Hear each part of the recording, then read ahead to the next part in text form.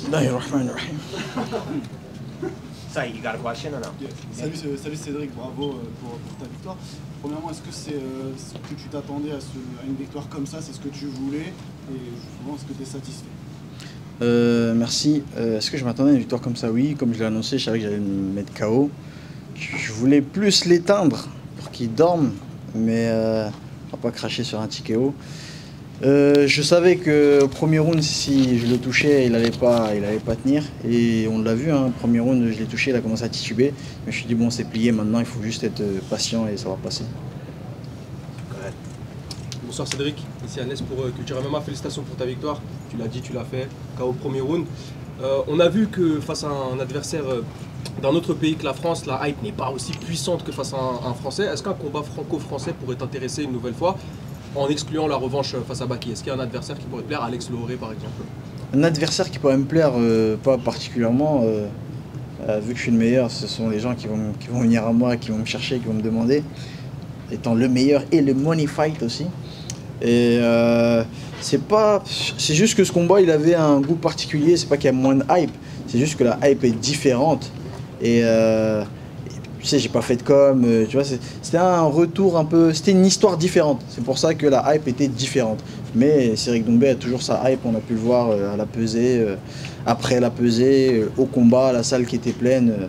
Donc non, il n'y a pas un adversaire que je voudrais en particulier, mais c'est sûr que les chocs franco-français sont toujours plus intéressants en France que les autres. Hein. Un gars comme Abdul, ça pourrait t'intéresser par exemple, une opposition de style comme ça? Un gars comme Abdul? Ouais. Non, laisse tomber, flemme. What did you make of his ring walk tonight? How did that make you feel? What the Ring fuck? walk song.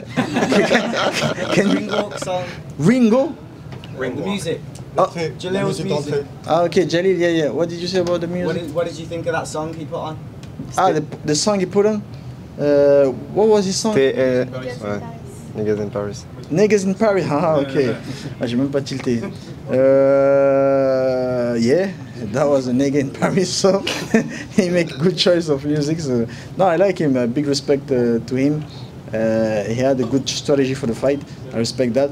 But as I said, I'm the best. I show it.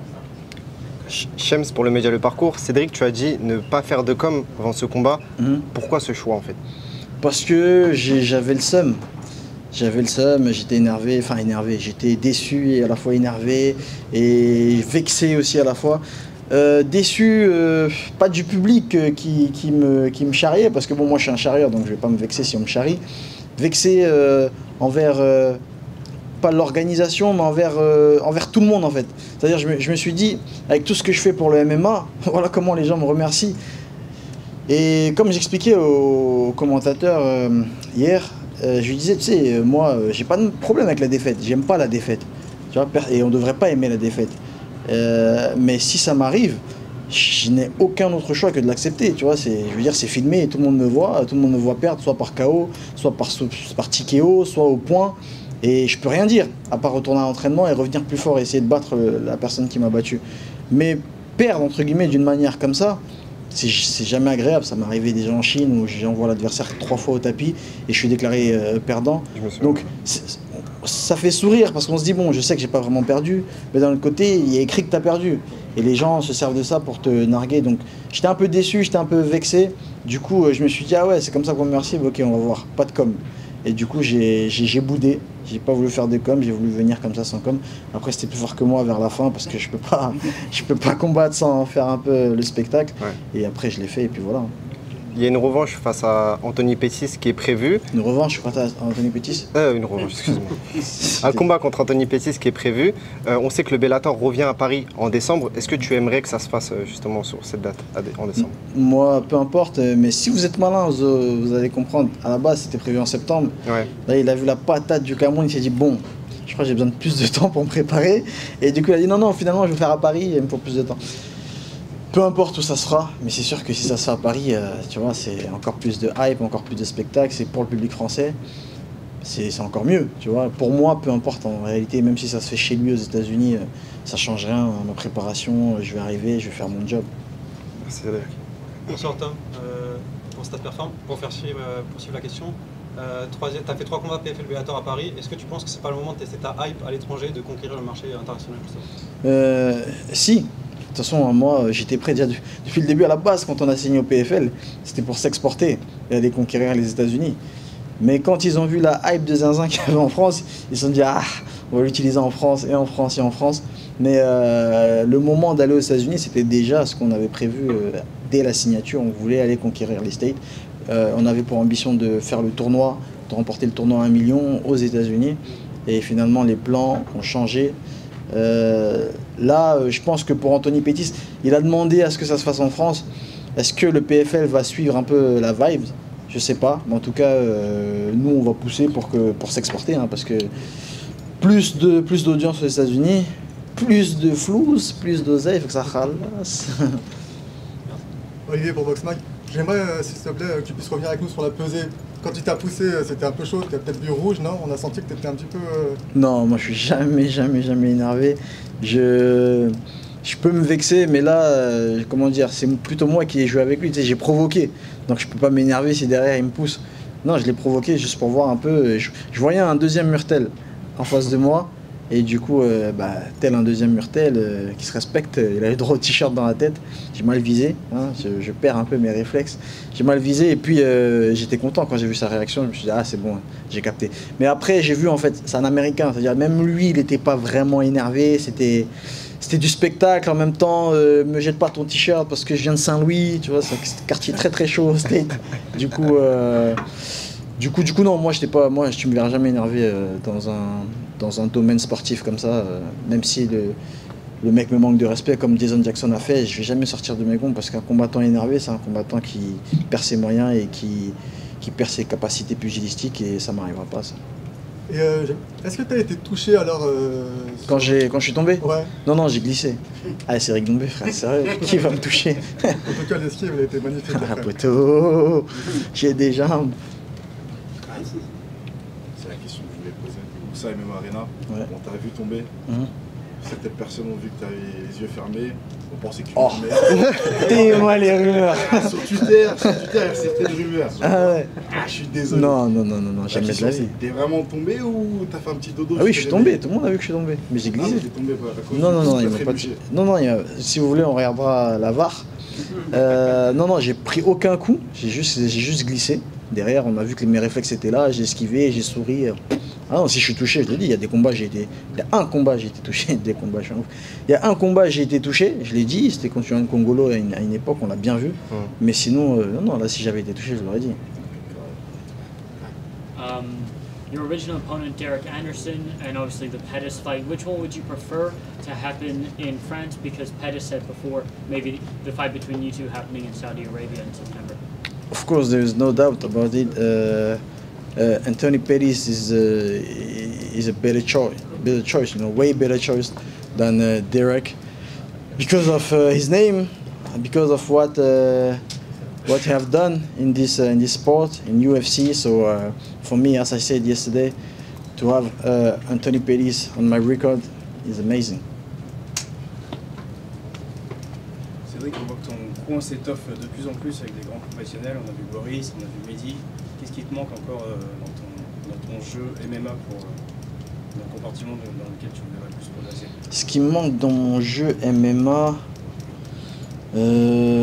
pour l'instant rien. Hein. Pour l'instant rien. Je continue d'apprendre avec des mecs comme Mehdi, Boris, Mehdi qui m'a formé. Je suis arrivé, je savais rien faire. Il m'a formé. Aujourd'hui, il y a Nabil qui m'aiguise. J'apprends des nouvelles choses, notamment la garde papillon, des nouvelles techniques. Et Boris, avec qui j'apprends vraiment le MMA, parce que c'est le pionnier du MMA en France. Et pour l'instant, j'ai besoin de rien d'autre, parce que le niveau que j'ai, en tout cas aujourd'hui en MMA, ne me permet pas d'aller chercher ailleurs, parce que je suis encore en train d'apprendre avec eux. Demain, quand j'aurai appris assez, je leur dirai, barrez-vous, maintenant il faut que j'aille au State, poteau. Non, j'ai besoin de rien d'autre. Et d'ailleurs, tu parles d'eux, je tiens à les remercier. Boris qui fait un gros taf, qui prend vraiment de son temps pour m'aider. Nabil, pareil, qui prend de son temps. Et Mehdi, grosse force à eux. Et on a vu aujourd'hui encore que le travail payait. Donc merci encore. Over here, we got a match. Cédric, félicitations. Juste un mot sur ton émotion. Quand tu mets ton dernier coup, c'est un but dans le temps additionnel en fait. Tu as tout un Percy qui se lève. Qu'est-ce que tu as ressenti vraiment à ce moment-là? Franchement, j'ai ressenti... J'étais content, mais dans la tête, je me suis dit, ah poto, t'aurais pu mieux faire quand même. Parce que je voulais vraiment le faire dormir sur des coups et je voulais mieux faire, le faire dormir et je voulais aussi plus m'exprimer au sol.